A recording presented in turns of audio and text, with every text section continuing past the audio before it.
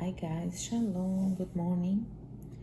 I know it's a little bit early to talk about Purim because Purim is going to be celebrated on March, in the end of this month, March 23rd, from the sundown.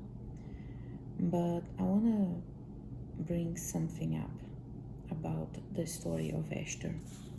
I'm reading from chapter 2, and this is verse 9 and verse 10. The girl was pleasing in his eyes, and she found favor before him. He hurriedly prepared her cosmetics and her allowance of delicacies to present to her, along with the 7 attendants from the king's palace, and he transferred her and her maidens to the best quarters in the harem. Esther had not told of her people or her kindred, for Mordecai had instructed her not to tell.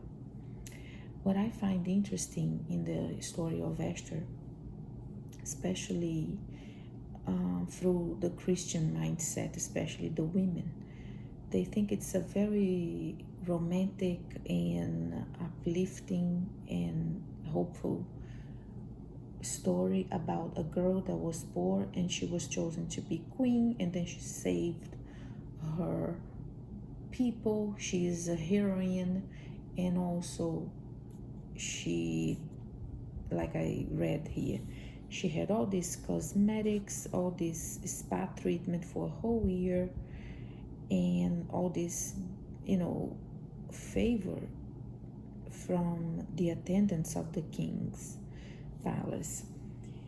But they forget one very important detail, that Esther, Hadassah, that was her Jewish name, she was commanded by God to marry a guy that, in the best scenario, he was a divorcee, because he was married before to another queen, Vashti. And in the best scenario, but he could have easily have, condemned her to be killed for her disobedience. And another thing, that Ahasuerus, he is not Jewish. So imagine, you are a Jewish girl commanded by God to marry a guy that is not Jewish, and that he just killed his wife or he just divorced her. This is completely against the commandments to marry only within the nation, not strangers, and let alone to be marrying a divorcee or someone that committed a homicide. So this is not me trying to tarnish the beautiful story of Queen Esther. I'm just saying to you, it's wise not to judge what other people are called to do. But in case you are called to do this, to marry someone that is not, from your faith, you have to have the calling from God. It has to be very specific. And in her case, it was.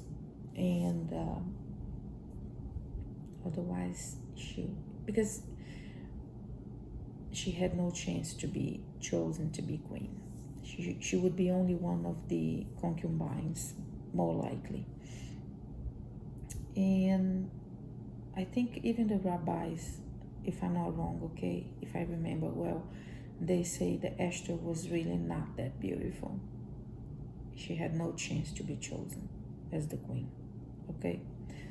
So let's say, because of all these treatments here, all these delicacies and cosmetics, her food and her beauty treatments really made her presentable and beautiful in a supernatural way. Otherwise, she would not even be considered. Besides the only fact that she had in favor, and why she was there to begin with, is because she was a virgin. Otherwise, she wouldn't even be there.